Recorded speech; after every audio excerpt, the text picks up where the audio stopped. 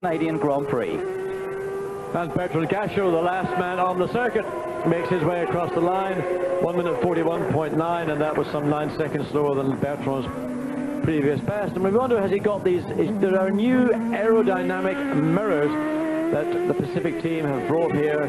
They tried them in practice. They said they vibrated too much, so apparently they helped the downforce quite a lot. I had a look at them actually this morning, John. They're not running them because they haven't found a way of attaching them securely enough to stop the vibrations. But they use a clever prism system which actually gives a much wider angle of view, and they've got the advantage not only of better view, but they're saying that they're getting downforce from them as well. But that's something that needs a bit more development. They've got to find a better way of attaching them to the car, and perhaps we'll see them at the next Grand Prix.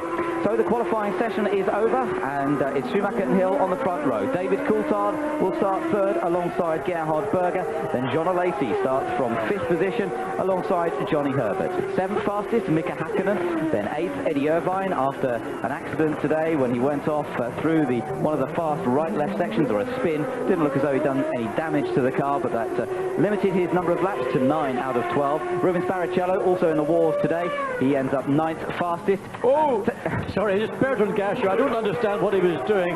This is a slowing down lap coming in, locked up into the chicane. He is Conan the Destroyer for this afternoon. Bertrand Gachot come up and accept it.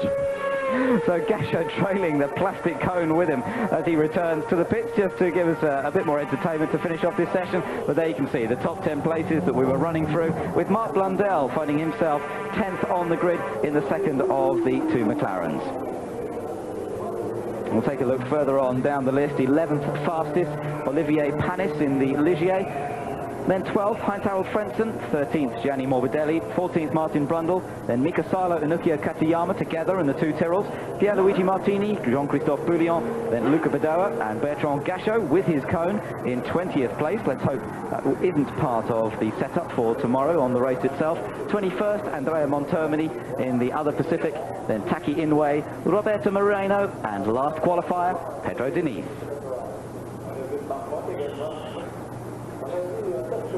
Well, this is Bertrand Gachot. I mean, this is a slowing down lap. I think he must be trying out something, but you can see he's certainly not doing his tires a power of good. Then bumpity bump over the curb, collects the cone and traps it between the wishbone and the ground and the front wing.